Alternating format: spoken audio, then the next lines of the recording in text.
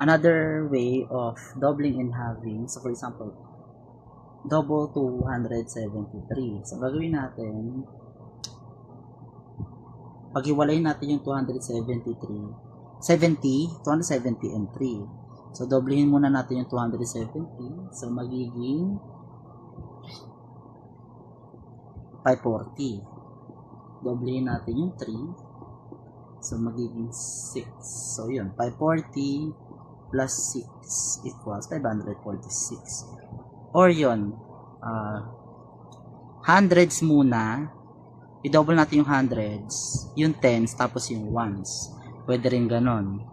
So, double 636. So, yung 600, i-double natin. So, magiging 1, 2. I-double natin yung 30. Pag-iwalay natin 600, yung 30, saka yung 6.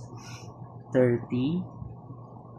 Magiging 60. Tapos yung 6. Magiging 12. Tapos yung pagsamasamahin natin. So, 1,200 plus 60 plus 12.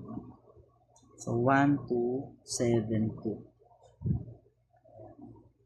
5460 to 1272 naman.